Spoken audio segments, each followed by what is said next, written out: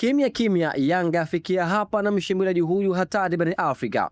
Kuelekea dirisha kubwa la usajili la mwisho msimu huu, klabu ya Young Africans inaendelea kutaja kuwa kwenye hatua za mwisho za kuisaka saini ya mshambuliaji hatari wa kimataifa wa Angola, na si mwingine ni Gelson Dola ambaye amekuwa kwenye rada za viongozi wa klabu hiyo kwa kipindi kirefu sasa.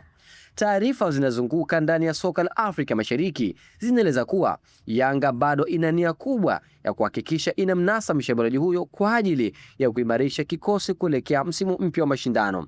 Mpango wa Yanga kumfuata Dola ulianza kuonekana wazi tangu mwezi Januari mara baada aliyekuwa kocha wa klabu hiyo Pedro Gonçalves kuonesha kuvutiwa sana na uwezo wake wa mshambuliaji huyo.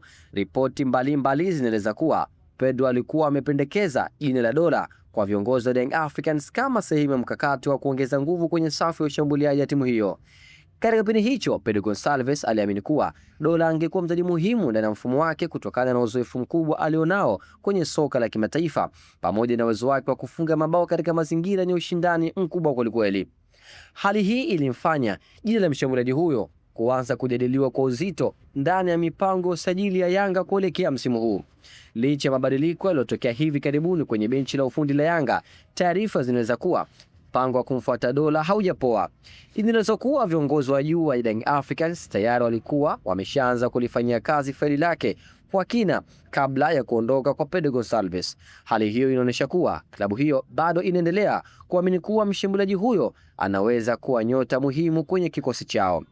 Dola ambaye kwa sasa anakipiga katika klabu ya Al Wakrah SC ya huko nchini Qatar anatajwa kuwa kwenye kipindi cha mwisho cha mkataba wake. Taarifa zinaweza kuwa mkataba wake unamalizika rasmi mwezi Juni mwaka 2026, jambo ambalo linaweza kumpa nafasi ya kuondoka kama mchezaji huru endapo hata saini mkataba mpya na klabu yake ya sasa.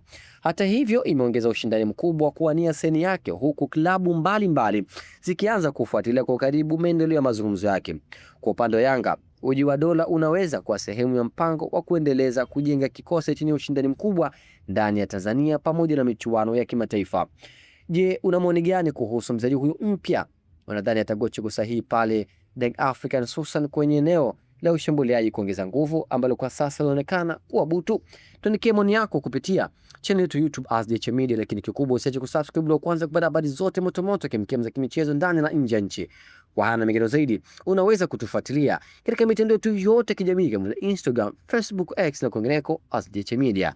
Nikutakie uendelee siku njema. Bye bye.